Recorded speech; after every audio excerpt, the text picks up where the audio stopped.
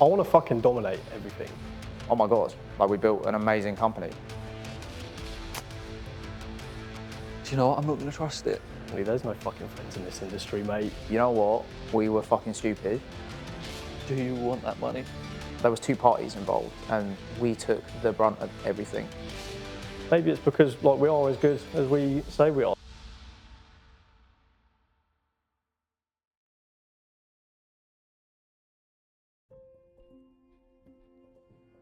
My name's Jordan Rose and I am the Managing Director of ETOTO Media. Yeah, the last year's been up and down, but like overall when I look at it in terms of me personally, like growing and the company, definitely up overall. I love it because like the business is growing every single day. It's only growing because we graft and graft and graft. For me, it's crazy because obviously I knew where we would get to, but did I think we would get here this quickly? Yes and no. Those of you watching who don't currently know me, I'm Keelan James Devereaux and I'm the co-founder of ETOTO Media. To be honest, it fucking flew by. It's actually crazy that we're sat here filming this again, like so quickly, but it was an action-packed year, to say the least. We're a bigger business now, we're a better business now, more experienced business now, all good things, but still, this is only the beginning. Who am I and why am I here? I am Joel, the Marketing Director at ETOTO Media. I am here because I have to be. It's my job. I don't know if I'd say we've been holding on, we've been clinging on, but I mean, if there's sort of 12,000 odd leads being generated in a year, millions. We generate millions of pounds worth of opportunity for our clients every single month. It's been good. You know, we have it set up so that each section is sort of looked after by one of us. I think as well, like, you know, us three as a core work incredibly well. And not only because we are like three brothers that have known each other since the dawn of time, we're three individuals that bring different skill sets to the table and have different ways of enacting on our skills. You know, you've got Karim, who's a really vibrant guy, energetic, can bring passion to any situation and delivers on the sales front day in, day out. If it wasn't for Joel, well, we'd be fucked, essentially. Like, he is the guy behind the ads, the money maker. And you know, I'm the glue that sticks everything together behind the scenes, that manages it and builds the systems in place. When the guys come to me with an idea, for example, I'm like, okay, cool, here's how we can do it. I think we do work best when we're all together. It's why none of us ever really work from home, because everything moves so quick. We have to be on top of each other. We need something. I need to be able to throw something at Keelan to get his attention immediately. I can't wait a few hours. Let's get it done now. So, you know, I think the three of us are like, hey, three amigos, probably the way to put it. I've got goosebumps. That's really nice to hear. As a director, I'll take some praise. I'll take some glory from everyone else, but at the end of it, it's a team thing. Everyone is in it. Everyone has been in the trenches with us. Alex Focas as well, mate. He's been an absolute fucking gem. He started here, not even on a salary. He just wanted to come in and learn. He got clients in, paid for himself to be here, and now the guy's fucking earning, you know, a crazy amount for a 21-year-old. I see a lot of myself in him, and I'm also kind of like, mate, if I was as good as you are now, when I was 21, by the time he's 24, I mean, the guy could be a fucking millionaire, who knows?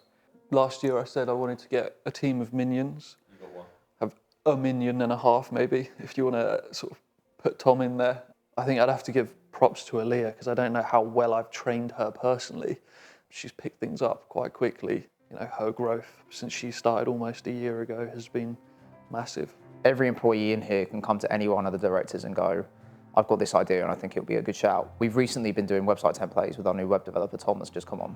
Tom has fucking come in, oh, mate, I look at his screen sometimes and it's like the Matrix coding.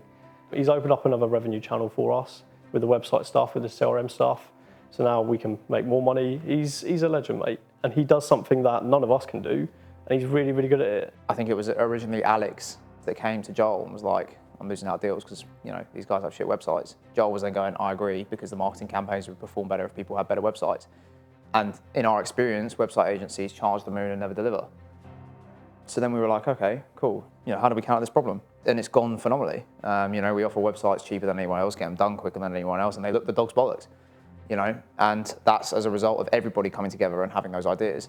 A big thing we noticed was a lot of businesses were struggling to sell, were struggling to handle the volume of leads coming in and letting opportunities slip sort of between the cracks. So we built this CRM to help them, filled it with automations to ease their sales process and the admin side of things, but also keeping them accountable, making sure that the customer is going to be getting texts and emails, but our clients, the business owners, the salespeople, are also going to be getting pestered by us through these automations constantly, reminding them, hey, this lead's sat here, you're doing something with it. This lead's worth £12,000. Do you want that money? When we look at growing the company, we look at like, okay, cool, how can we build a system so that, I don't need to be here anymore, or Joel doesn't need to be here anymore, Keelan doesn't need to be here anymore. Oh, okay, cool, we've done that. What can now I do separately to my original role that can benefit the business? Oh, okay, cool, this is now working. Let's build another system that replaces me. Our retention has shot up. In fact, our average client retention rate is increasing by a month every month. We've got better systems in place, better support in place. All of our clients right now, they know what we're about. We're instilling the same mindset in them. The money's on the table. Build a business which is worth something. Build a business which is going to retire your fucking grandkids, because it's 100% possible.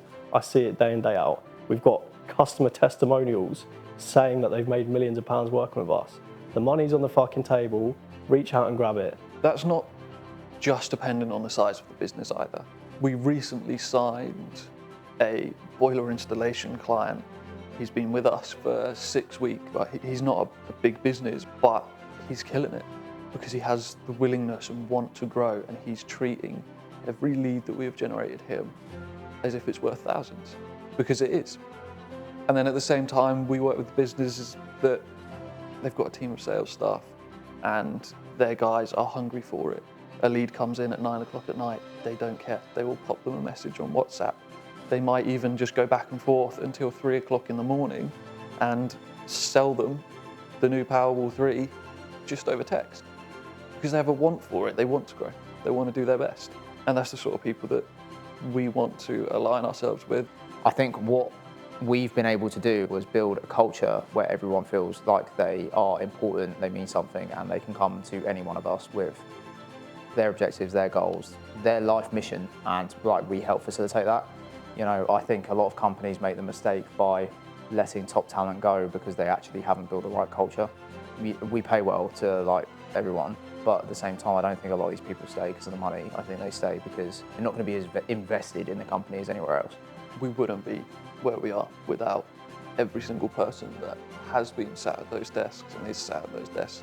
Where renewables is, similar to how oil and gas and fossil fuels are a necessary resource, you have this renewables side which is going to take off over our lifetime, and I like being positioned where we're involved in and speaking to a lot of the core players that are pushing this forward. We don't just work with installers, we work with the big dog manufacturers, we're in touch with suppliers. We're going to be involved in a lot of the new tech, a lot of the big projects that come out. I think that's a really exciting thing, is being positioned to see future tech, see innovation and everything like this, and it be applied through us. Because ultimately people inquire through our ads, they inquire into our installers, they inquire into our manufacturers.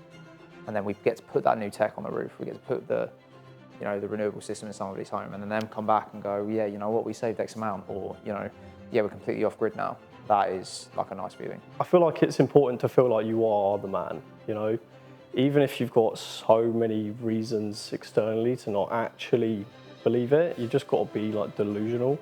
The last year has been hard, pushing us out there, trying to keep spirits high. But I see all the shit that happens on LinkedIn, people are so corpo, it's all the same, right? No one's paying attention to it. How is anyone getting interested in that sort of content?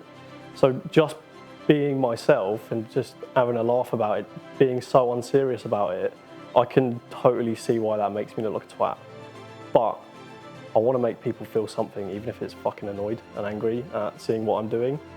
The attention isn't something that I've ever wanted unless there's some sort of gain to it. You know, it's why I've never posted social content of my face everywhere. It's something that I'm keen to do once I have more time, because I can see how there's a benefit to it.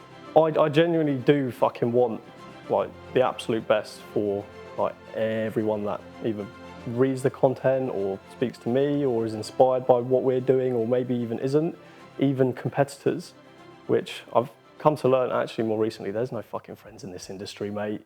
Everybody is out for themselves, and that's fine. I think it kind of sets us aside a little bit, and maybe as a person, I've learnt my lesson a little bit from that. There was a huge mess that we created, essentially. I think what happened was we took the industry by storm, thinking we had found the next best thing since sliced bread. And it was in a new space that we didn't understand very well, and we jumped at it. We thought we were going to be the saving grace. We ended up not being. And off the back of that, there's a lot of people that probably still have a bitter taste in their mouth. It was something I was really excited about. Excitement is what has allowed us to achieve the success that we've achieved through what I've done, because I create excitement when talking to new business owners about what we can do for them. I think for us, it was, do we hide from it, or do we just front it and take this and just go, you know what, we were fucking stupid. How can we do right by you? We probably will never have all of the answers. I personally don't care to find out all of the answers. I know that what happened on our side was just an amalgamation of really shit luck and a fair sprinkling of naivety on top. Oh mate, we were just sold the fucking absolute dream. It was meant to be winning the lottery every single day. And then obviously when it all turned out to be a load of shit and the fallout of that, it was just, yeah, like you're being dragged into hell. I wouldn't say that the business has changed because of that situation. I think the people have changed. Like, there was two parties involved and we took the brunt of everything. You've got a lot of mess to clean up. You're the only people available to help clean it up. There's just no room to sort of crumble. We've had other opportunities sort of float across in front of us that we've looked at and thought, do you know what, I'm not going to trust it. But I think now what we do is we get an opportunity and we go, you know what, actually our core business is where we want to be and we're good at this. Let's explore this, but let's make sure we're doing it in the right way with the right people. Constant, steady, stable growth. We don't need to chase the lottery wins. What I want is to solidify ourselves as, you know, the top dog. And then I want to branch out internationally. If we can start to do that by the end of this coming year, then I think that would be like an extreme goal for me. The UK is only so big. There's only so much land mass, and if we're going to give each installer around them a certain radius, we're going to run out of people to work with real quick. There is absolutely clear value in what we do. And, you know, it's just surprising that so many businesses are where they are, just stagnating because they can't be fucked. And that you're going to run into a lot of that. Like, if I knew that this time last year, probably would have approached the year differently. But, you know, we're not just focusing on solar. We are expanding into other sort of industry verticals within the same area, looking at how we can expand elsewhere.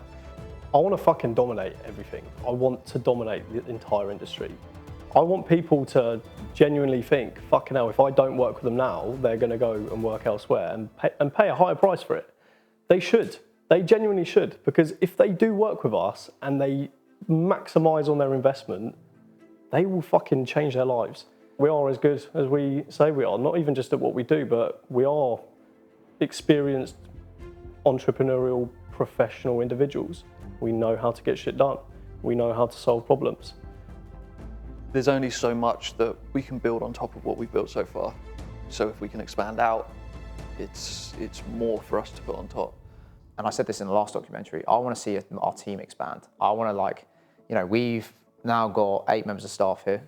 We have brought in more of our friends to work alongside us, build this and grow it. What I love is I feed off of other people's energy. So if I can walk in and I see 20, 30 people all employed and invested in mine, Keelan's and Joel's dreams, that's like a crazy feeling. There's only so much you can do for people, mate, before it's on them. Because if they truly want it, they can go out and do it. And it's obvious to me because I know how we started.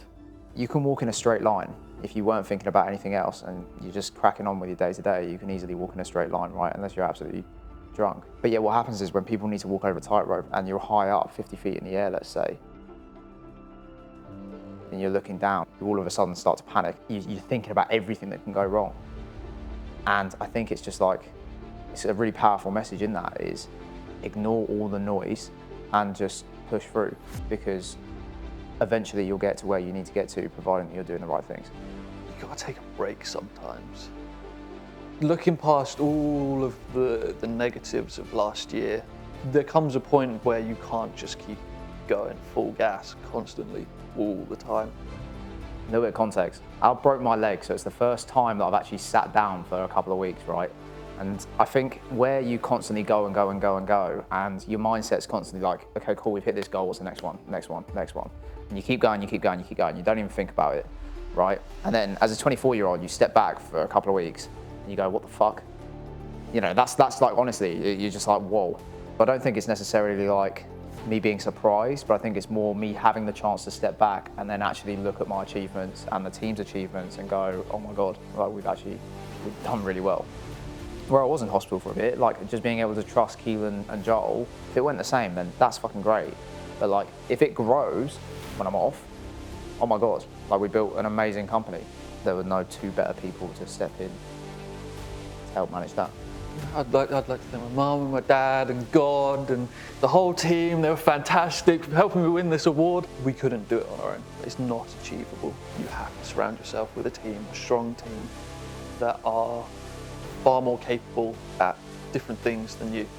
It's good to have employed people that are better than me at certain things. But yeah, an obvious thanks to everybody who's ever worked with us and works with us currently and will work with us. Because, well, how the hell do we do what we do with our clients who take a bet on themselves and on ETOTO?